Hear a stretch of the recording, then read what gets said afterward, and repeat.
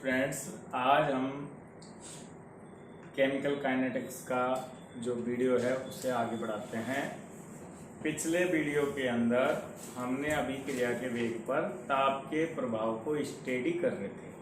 तो मैं पहले कुछ बेसिक क्वेश्चन जो आपको अपडेट कर देता हूँ उनसे आते होंगे। फर्स्ट बात बताओ, ताप बढ़ाने से अभिक्रिया के वेग में कमी होती है, वृद्धि होती है? वृद्धि होती है। ताप में वृद्धि करने से कितनी ताप में कितना वृद्धि करें कि अभिक्रिया का वेग दुगना हो जाए? 2 से 3। ताप को कितना बढ़ाएं कि अभिक्रिया का वेग दुगना हो जाए? 10% बढ़ाने पर 10 डिग्री सेंटीग्रेड ताप में वृद्धि करने से Q10 अभिक्रिया का वेग लगभग 2 से 3 गुना बढ़ता है। फिर क्वेश्चन आता है, ताप बढ़ाने से अभिक्रिया का वेग क्यों बढ़ता है? गतिज ऊर्जा बढ़ने के कारण संघटकों की संख्या बढ़ जाती है, प्रभावी संघटकों की संख्या बढ़ने से बढ़ता है। ताप में वृद्धि करने से अभिकारक अणुओं के मध्य प्रभावी टक्करों की संख्या बढ़ जाती है। प्रभावी टक्कर क्या होती है? अधिक ऊर्जावान अणुओं के मध्य सही अभिविन्यास में, उपयुक्त अभिविन्यास में होने वाली टक्कर ही क्या होती है? प्रभावी टक्कर। अब सही, एक तो ऊर्जा होनी चाहिए उनके पास और एक उपयुक्त अभिविन्यास भी होना चाहिए। उपयुक्त अभिविन्यास को तो कौन बताता है? प्रायिकता कारक P। प्रायिकता कारक के बारे में जानो तो जान लो। प्रायिकता कारक P क्या होता है? जो अभिकारक के अणुओं के मध्य उपयुक्त अभिविन्यास में होने वाली टक्करों को बताता है। ठीक है, अब अपन ये सारी बातें जानने के बाद अब अपन आ जाते हैं दूसरा सिद्धांत, वो है आर्रेनियस सिद्धांत।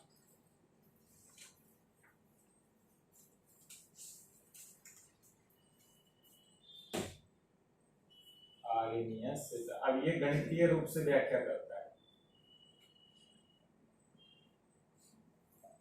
ठीक है, तो लिखिए, वैज्ञानिक आर्रेनियस में आर्रेनियस समीकरण भी कहते हैं इसको, समीकरण ज्यादा बढ़िया वर्ड है। वैज्ञानिक आर्रेनियस ने अभिक्रिया के दर नियतांक, अभिक्रिया के दर नियतांक ब्रैकेट में K पर ताप की निर्भरता को एक गणितीय समीकरण के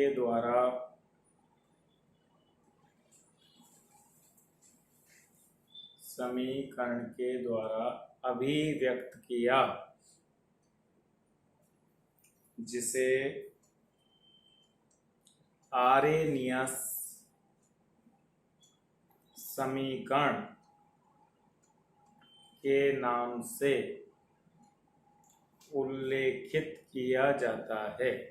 अब तुमसे यही क्वेश्चन पूछ लेते हैं ऑब्जेक्टिव में कि निम्न में से कौन सी आर्रेनियस समीकरण है। तो तुम कौन कौन जानते हो कि आर्रेनियस समीकरण क्या होती है? तो देखो, जानते हो भाई, तो आर्रेनियस समीकरण के हम जानते हैं के बराबर समानुपाती होता है किसके?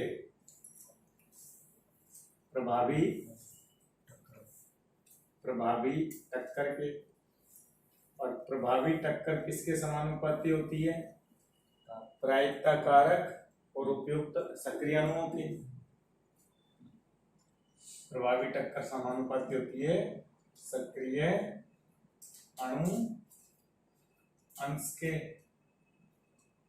ठीक है, अब सक्रिय अणु अंश हम फिर डायरेक्ट भी कह सकते हैं कि किसके समानुपाती?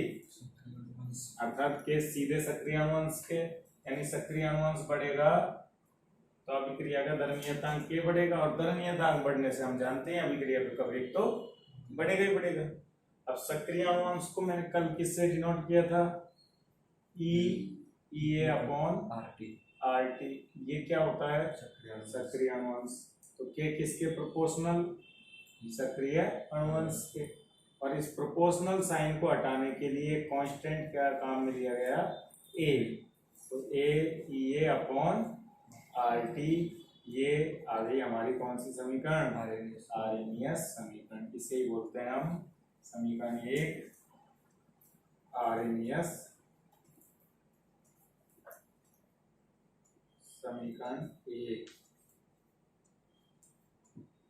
आर्हेनियस समीकरण को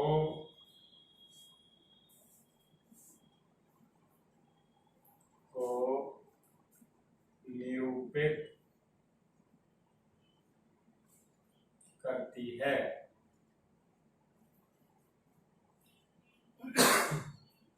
ये हो गया आर्हेनियस। अब वैसे देखो इस समीकरण से कहाँ समझ में आ रहा है कि ताप बढ़ाने से के बढ़ेगा? तुमको तो समझ में ही नहीं आ रहा होगा, लेकिन तुम अगर ये अपन जाने ये आई कैसे, तो तुम यूं कह सकते हो कि भाई ताप बढ़ाने से अणु की गतिज ऊर्जा बढ़ेगी, गतिज ऊर्जा बढ़ने से सक्रिय अणुअंश बढ़ेगा, और सक्रिय अणुअंश बढ़ने से प्रभावी टक्कर बढ़ेगी, जिससे के बढ़ेगी। ऐसे कह सकते हो। लेकिन फिर भी अब हम इसको ये समीकरण जस्टिफाई क्या करते हैं? तो यहाँ पहले तो कौन सी चीज क्या है? ये तो क्या है, पहले ये बताओ ये क्या है? यहाँ A बराबर आर्हेनियस पूर्व चरघातांकी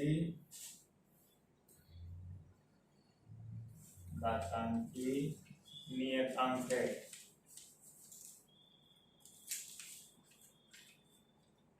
ये तो हो गया ये।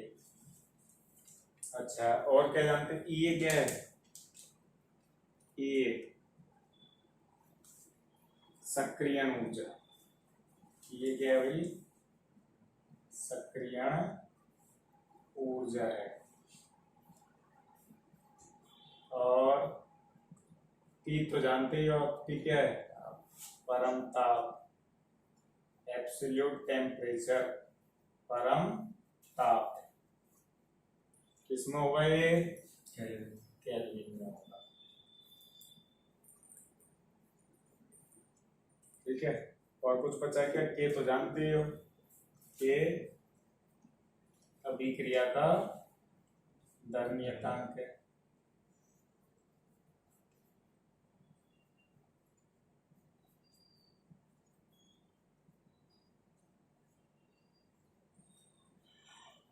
ठीक है, तो ये सारे हो गए। अब हमारी बात ये आती है कि साहब ये कैसे, ये बोर्ड में भी क्वेश्चन आया था, सुन लेना।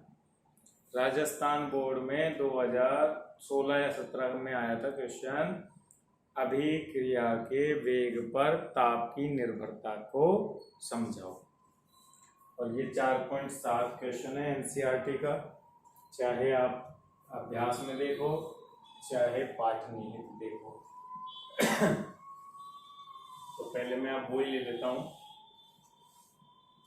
क्वेश्चन नंबर 4.7 इम्पोर्टेंट भी है। कहता है वेग नियतांक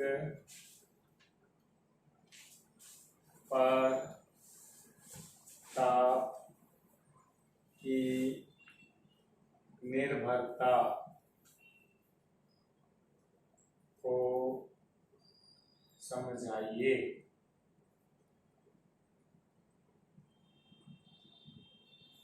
ये क्वेश्चन, वेग नियतांक पर ताप की निर्भरता को समझाइए। तो तुमको अगर इसमें यूं पूछ ले, निम्न में से कौन सी समीकरण वेग नियतांक पर ताप की निर्भरता को समझाती है, तो तुम उसमें क्या लिख दोगे? आर्हेनियस समीकरण। अब अगर कोई ये मान लो बोर्ड में क्वेश्चन आया होता और ये क्वेश्चन पूछा होता, तुम लिखते कि ताप की निर्भरता को समझाइए, ये समीकरण लिख के आ जाते और नीचे लिख देते समझ लो। ठीक है, तो ये समीकरण अपने आप में पूरी व्याख्या कर रही है। आपको नंबर मिलते, लेकिन वास्तव में ये है कि आपको नंबर भी मिल गया लेकिन समझ में आपके भी नहीं आया क्या कि हमने समझा दिया क्या, क्योंकि ये समीकरण बड़ी कॉम्प्लिकेटेड समीकरण है, इसलिए ये समीकरण समझा तो रही है लेकिन ये समझ में हमारे भी नहीं आया।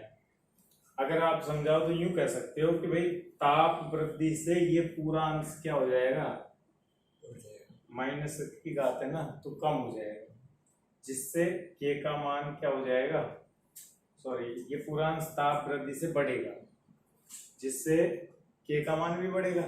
ये पूरा अंश किसको दर्शाता है, सक्रिय अणुअंश को। अब हम जानते ही है कि ताप वृद्धि से सक्रिय अणुअंश बढ़ेगा, जिससे प्रभावी टक्कर बढ़ेगी और जिससे के बढ़ना ही बढ़ना है। तो ये तो हमने ऐसे व्याख्या कर ली, लेकिन ये जिसको ये पता नहीं है कि ये सक्रिय अणुअंश को शो करता है वो क्या बताएगा। तो हम इसको सरल करने के लिए इस समीकरण का दोनों तरफ लॉग ले लो आप। इस समीकरण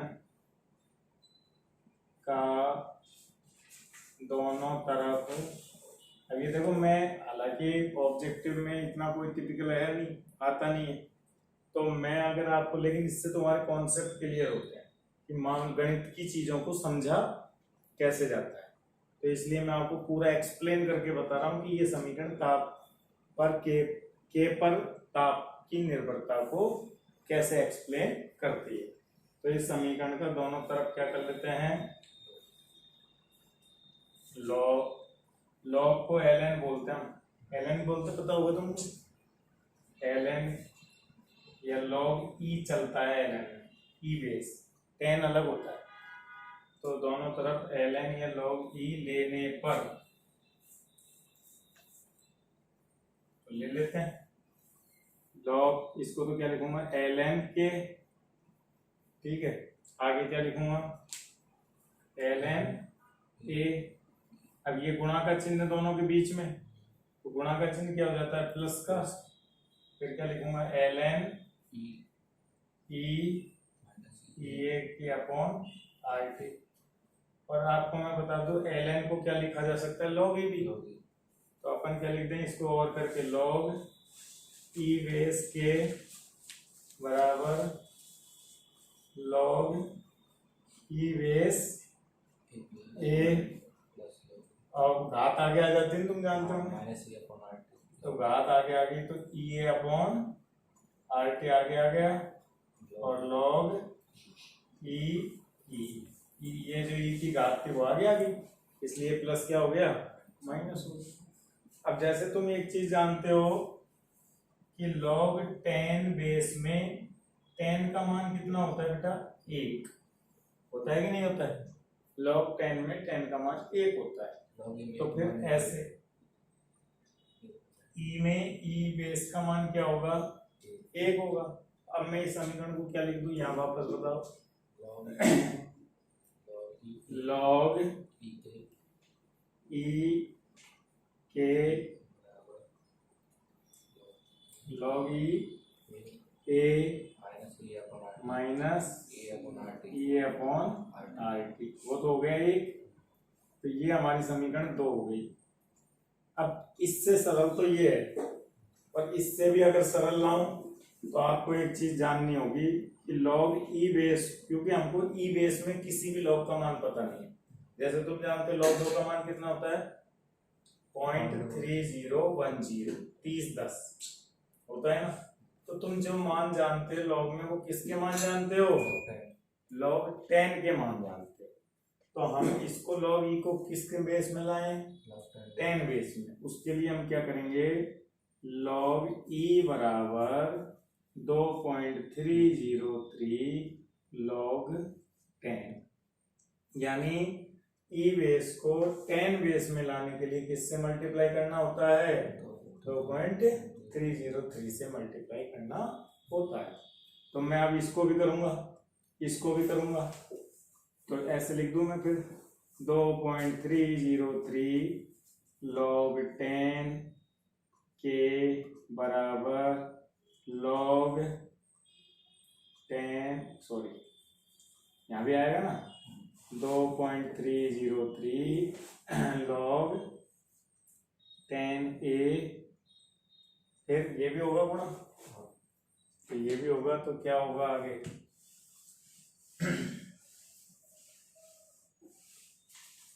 ये भी होगा, तो फिर इसको भी कर देते हैं 2.303 EA अपॉन RT। लॉग 10 ही लिखेंगे क्या, इससे पहले लॉग 10 ही लिखेंगे ये अपॉन RT से पहले। अच्छा इसमें कहाँ है लॉग, ये तो है ही नहीं, तो इसको क्यों करेंगे अपन, इसको तो लिख करेंगे नहीं। इसमें तो है ही नहीं ना लॉग ही, इसमें ही तो है, तो ये भी यूं ही रहेगा, माइनस है ये माइनस, ठीक है, बड़ा हो गया माइनस। अब इस 2.303 का यहाँ से हटा के यहाँ भाग दो तो कट जाएगा नहीं, और यहाँ भाग लग जाएगा, क्या आएगा 2.303। तो ये समीकरण बहुत ज्यादा इजी समीकरण है, जिसके मान भी हमको पता होते हैं। ये समीकरण हो गई थर्ड।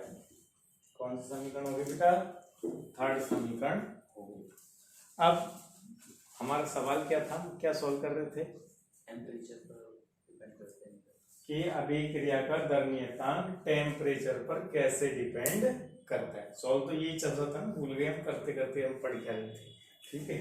तो टेम्परेचर पर के का मान कैसे, अब मैंने सबसे पहले तो ये समीकरण दी थी कि भाई ऐसे करता है, फिर तुमने कहा कि ऐसे ही करता है क्या, फिर मैंने कहा हाँ ऐसे ही करता है, समझ लो। तो ये कुछ समझा नहीं पा रही, एक हल्के स्टूडेंट के लिए तो ये समझा ही नहीं पा रही, हालांकि डिपेंड तो ऐसे ही करता है, लेकिन ये हल्के स्टूडेंट को एक्सप्लेन नहीं कर पा रही। लेकिन अब इसी समीकरण को तो हम खेलते खेलते यहाँ ले आए, अब ये समीकरण हल्की हो गई। अब ये कैसे व्याख्या कर रही है, तो मैं बताऊं आपको। अगर मैं टेम्परेचर का मान बढ़ाऊंगा, सोचो थोड़ी देर के लिए, अगर मैं टेम्परेचर का मान बढ़ाऊंगा तो ये पूरी राशि क्या प्राप्त होगी, कम प्राप्त होगी। बड़ी संख्या का भाग जब दिया जाता है तो संख्या छोटी हो जाती है, और ये छोटी संख्या अगर इस log a में से माइनस होगी छोटी संख्या, तो वैल्यू ज्यादा होगी ना log k की, log k की वैल्यू क्या आएगी, ज्यादा आएगी। तो इसका मतलब टेम्परेचर बढ़ाएंगे, ये वैल्यू छोटी होती जाएगी और k की वैल्यू, log k की वैल्यू बढ़ती जाएगी। तो किया कि नहीं किया मेरे को, चलो खैर, अब तुम गणित के ज्ञाता हो, गणित के ज्ञाताओं को कैसे सिखाया जाए, ये तो एक हल्के स्टूडेंट को सिखाने का तरीका है। अब गणित के ज्ञाता जो ग्राफों से खेलते हैं, देखो क्रिकेट का विश्लेषण कई तरीके से आता है लोगों को बताने के लिए। ग्राफ से भी आता है, इतने छक्के उड़े, इतने चौके स्लीपर में जाते ही नहीं क्या, और नीचे स्कोर बोर्ड भी आता है कि जो नहीं समझ पाता है वो वहां देख ले। एक ओवर का विश्लेषण आता है तो वो कई तरीके से आता है ना, यूं डब्बे बने होते हैं, कई उड़ते हुए होते हैं। तो वो इसलिए है कि जिसके जैसी क्षमता वो वैसे समझ। हम तो 70 समझा रहे हैं, कईयों को बोल के बताया जाता है कि इस ओवर में 6 ही छक्के गए, किसी को कह रहे इसमें गया ही नहीं, 0 0 0, वो भी समझ लेता है। तो उसी तरह से समीकरण तो ताप के प्रभाव को ये भी समझा रही है, ये भी समझा रही है, ये भी समझा रही है, सभी समझा रही है। अब ये समझना मैंने तुमको बता दिया, इससे ऐसे समझ सकते हो। फिर भी तुम्हारे तसल्ली नहीं है तो y बराबर mx c mx, ये एक सरल रेखा की समीकरण है ना, जहां हम यूं कह देते हैं ये क्या होता है, अंतःखंड। अंतःखंड की तुलना इससे होगी। अगर मैं y एक्सिस पर किसको ले लूं, अगर मैं y एक्सिस पर log k को ले लूं, log 10k को, और अब y एक्सिस पे तो इसको ले लिया, और 1/t, इसको थोड़ा सेपरेट कर लेते हैं हम। 1/t को मैं क्या मान लूं, x एक्सिस पर ले लूं, ठीक है। अब इसका ये मीनिंग है कि यहाँ 1/t की वैल्यू कितनी है, 0 है, और यहाँ 1/t की वैल्यू कितनी है, मैक्सिमम है ना। 1/t का मान 0 होने का क्या मीनिंग है, 1/t का मान 0 होने का मतलब है कि t, यहाँ t क्या है, अनंत है। जब किसी संख्या का अनंत, 1 में अनंत का भाग लेते तो 0 आता है। टेम्परेचर अनंत है का क्या मतलब है, टेम्परेचर अनंत है, बहुत ज्यादा सूर्य का टेम्परेचर बहुत ज्यादा, तपता गोला, और यहाँ 1/T का मान मैक्सिमम है, तो इसका मतलब ये है T का मान क्या है, मिनिमम है, कम है, यही तो मान है। अब देखो हम जानते हैं कि जब 1/T का मान 0 कर दूंगा तो ये पूरा 0 हो जाएगा ना, तो फिर log K का मान क्या आएगा, log A आएगा, मैक्सिमम मान होगा। यानी जब टेम्परेचर अनंत है तो log K का मान मैक्सिमम है, वो किसके बराबर है, log 10A के बराबर है, मैक्सिमम मान है। अनंत ताप पर log K का मैक्सिमम मान है, log K का मैक्सिमम मान कितना होता है, log A। फिर जैसे जैसे टेम्परेचर बढ़ेगा, मैंने बताया जैसे जैसे टेम्परेचर बढ़ेगा वो घटेगा, सॉरी घटेगा ना, जैसे जैसे टेम्परेचर मैक्सिमम से मिनिमम होगा 1/T का मान क्या हो जाएगा, बढ़ता जाएगा, और 1/T का मान बढ़ता जाएगा तो log K का मान घटता जाएगा। तो ऐसे बिंदु मिलेंगे, ठीक है। अब यहाँ हम जानते हैं अंतःखंड की तुलना तो log A से हो गई, ये होता है अंतःखंड, इसकी तुलना किससे हो गई, log A से हो गई, और स्लोप की तुलना किससे हो गई, 1/2.0 PA/2.3। तो स्लोप की तुलना यहाँ देखो x एक्सिस पे तो हमने 1/T को ले लिया, m की तुलना किससे हुई है यहाँ, PA/R, तो स्लोप हो गया 1/2.303 PA/R, इससे हो गई, ठीक है। अब ये ग्राफ ने, अगर तुम मान लो इस प्रश्न में वेग नियतांक पर ताप की निर्भरता को समझाइए, और तुम्हारे तुरंत आ गया ये ग्राफ दिमाग में कि ऐसा कोई ग्राफ देखा था हमने, और ये ग्राफ तुम बना के आ जाते हो केवल, और कुछ नहीं कह के आते हो, ग्राफ बना के यूं लिख देते हो कि समझें, ठीक है। क्या लिख जाते हो नीचे, समझें और हमें नंबर दे, तो भी आपको नंबर मिलेंगे। अब एग्जामिनर क्या समझेगा कि बच्चा कहना चाह रहा है कि जैसे जैसे ताप कम होता है, अनंत से न्यूनतम होता है, वैसे वैसे log K का मान कम होता जाता है, इतने ताप पर इतना हो जाता है, इतने ताप पर इतना हो जाता है, इतने ताप पर कम होता जाता है, कम होता जा रहा है कि नहीं। तो log K ताप बढ़ने कमी से log K के मान में कमी आती है तो K का मान कम होगा। इधर ऐसे पढ़ लो, ताप में वृद्धि से log K के मान में वृद्धि होती जा रही है, तो समझ रहे हैं, नंबर दो भाई इसको, पूरे नंबर देगा कि नहीं देगा। तो आप देखो मैंने कितनी तरीके से बता दिया आपको, इस समीकरण से बता दिया, इस समीकरण से बता दिया, ग्राफ से बता दिया। अब आप कैसे भी ताप के प्रभाव की व्याख्या कर सकते हो। अब तुम यूं कहोगे कि साहब आपने शुरू में तो ये बोला था 10 डिग्री सेंटीग्रेड ताप में वृद्धि करने से अभिक्रिया का वेग दुगना हो जाता है, तो इसका मतलब तो ये है कि K का मान भी 10 डिग्री सेंटीग्रेड ताप बढ़ाने से दुगना हो जाता होगा। प्रूव करो अब इससे। ये समीकरण हमको क्या कह रही है कि ताप में वृद्धि से अभिक्रिया का वेग दुगना होता है। वो ये तो यूं करिए, ताप में वृद्धि से K का मान बढ़ता है, लेकिन हम तो ये भी जानते हैं अधिकांश अभिक्रियाओं के लिए ये चेक किया गया कि ताप बढ़ाने में 10 डिग्री सेंटीग्रेड बढ़ाने से अभिक्रिया दुगनी होती है, तो K दुगना होना चाहिए। फिर IIT के अंदर क्वेश्चन आया था, प्रूव करो। तो IIT में जो क्वेश्चन आया था ना, IIT पूछती कहां से है, वो क्वेश्चन है 4.9 पाठ में, वो यूं की यूं लिखा हुआ है, वो ही आ गया, IIT में छप गया यूं, ठीक है। तो अब अपन उसको, और तुम्हारे दिमाग में और तसल्ली आ जाएगी, वास्तव में गुरु जी सही समझा रहे हैं कि ताप वृद्धि से, समझा क्या ये तो पता है ना, क्या समझा है, ताप वृद्धि से K में वृद्धि होती है, ये ध्यान रखो। इससे भी कंपटीशन में बहुत फायदा हो जाएगा, क्योंकि ताप को लेके एक क्वेश्चन तो आपको मिलना ही मिलना है कंपटीशन के अंदर, ठीक है। अब मैं आपको ये प्रूव करूंगा कि 10 डिग्री सेंटीग्रेड ताप में वृद्धि करने से, अच्छा इस पे और देखो एक क्वेश्चन आपको मिलेगा। अगर आप एनसीईआरटी की बुक खोलोगे तो उसमें क्या लिखा हुआ है, log 10 के बराबर 2700 माइनस 2800 के आर ऐसे लिखा हुआ है, ठीक है। और लिखा है 273 केल्विन पर, ये 298 केल्विन पर। एक क्वेश्चन मिलेगा और पूछा है इस अभिक्रिया में सक्रियण ऊर्जा की गणना करो। इसकी गणना करा रहा है सक्रियण ऊर्जा की। तो हमको पता है ये जो 2800 आर की तुलना किससे हो गई, इस पूरे से हो गई ना। अब इस ये अपन 2.303 आर को क्या मान लो, 2800 मान लो।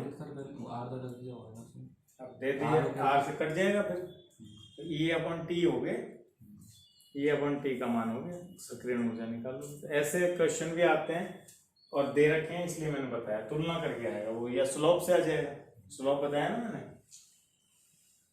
तो ऐसे अब वो पूरा एग्जैक्टली तो मुझे ध्यान नहीं है, वो एनसीईआरटी में देखना।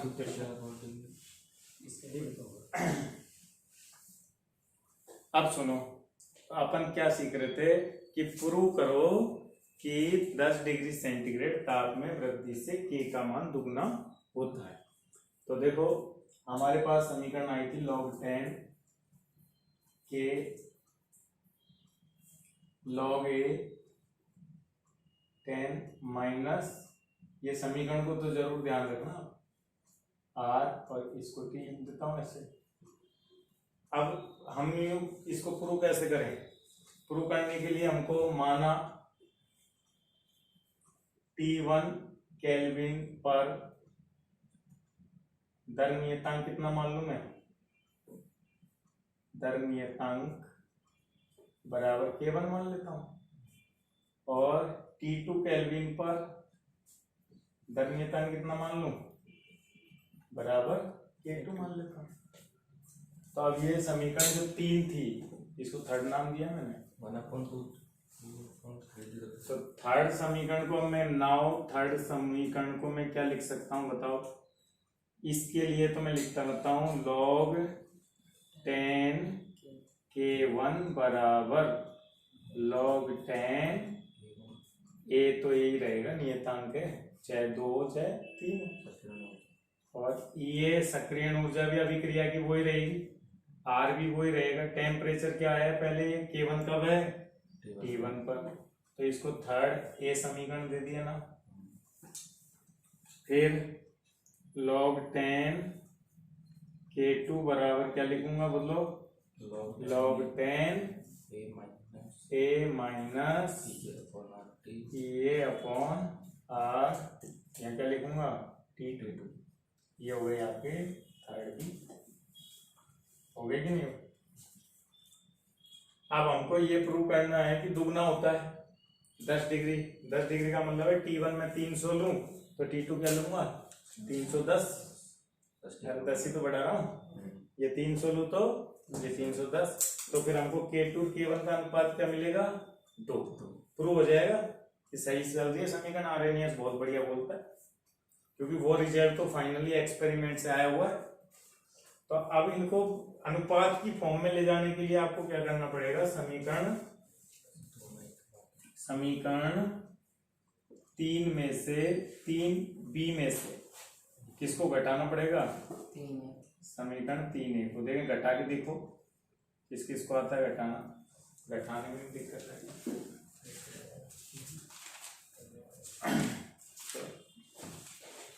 घटा के देखने को, हाँ, तो इसको माइनस करने पर हम जानते हैं कि लॉग समीकरण थर्ड में देखो LHS में से LHS माइनस होगा और RHS में से RHS।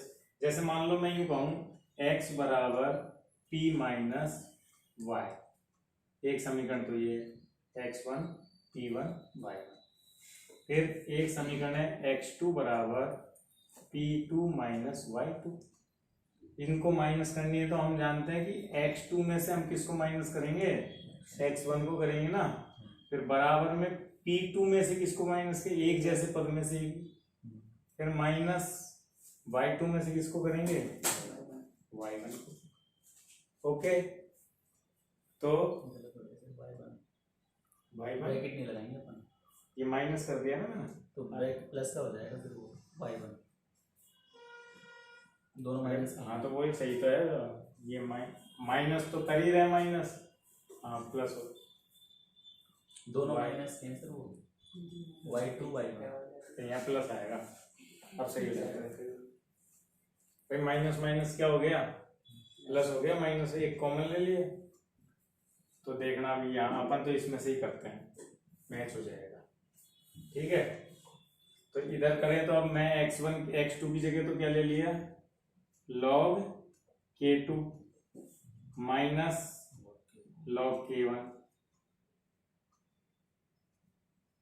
ओके, log a में से log a घटेगा, p2 में से p1, तो log दोनों सिमिलर वैल्यू है तो कट जाएगी। अब इसमें से मैं क्या कर रहा हूं, कॉमन ले रहा हूं पहले, किसको, ए अपॉन आर को, माइनस को भी ले लेता हूँ। ठीक है, तो अब हमको समीकरण 2 में क्या है, 1/T2, और घटानी किसको है, 1/T1 को। अब मैंने यहाँ प्लस इसलिए लिखा था क्योंकि माइनस माइनस, ये एक तो ये माइनस था, एक हम माइनस कर रहे थे, तो उस बेसिस पे अब मैं क्या लिख दूं, ये माइनस है ना, इसको वापस अंदर ही ले लो आप।